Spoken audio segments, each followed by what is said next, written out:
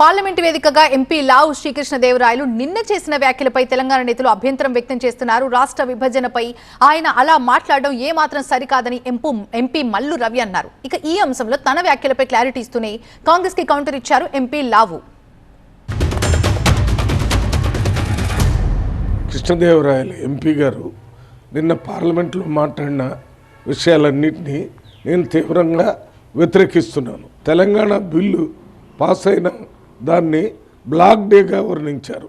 నేనేమంటున్నానంటే తెలంగాణ లేక Andhra Pradesh reorganisation act ఏదైతే పాస్ అయిందో 2014 ఆ డేని బ్లాక్ డే కాదు సెలబ్రేషన్ డేగా చేసుకుంటున్నారు. తెలంగాణలో కానీ ఆంధ్రాలో కానీ తెలుగు ప్రజలందరూ కూడా రెండు రాష్ట్రాల్లో అభివృద్ధి చెందుతున్నారు. వారు ఇంకో మాట చెప్తున్నారు, అంతా అరుస్తున్నారు, గొడవ అవుతున్నారు. మరి వ్యతిరేకించే వాళ్ళు గొడవ చేశారు, అందువలనే గొడవ జరిగింది. ఆ గొడవని ప్రజాస్వామ్యయుతంగా కంట్రోల్ చేస్తూనే ఈ బిల్లును పాస్ చేయడం జరిగింది. మాట్లాడింది తెలంగాణ గురించో తెలంగాణ ప్రజల గురించో అసలు ఎక్కడ దాని గురించి మాట్లాడింది కాన్స్టిట్యూషన్ పరంగా లోక్సభ రూల్స్ పరంగా దాని గురించి మాట్లాడింది. ఒకసారి చెక్ చేయండి. స్పీకర్గా ఉన్నప్పుడు కాంగ్రెస్ పవర్లో ఉన్నప్పుడు కాంగ్రెస్ మెంబర్ స్పీకర్గా ఉన్నారు.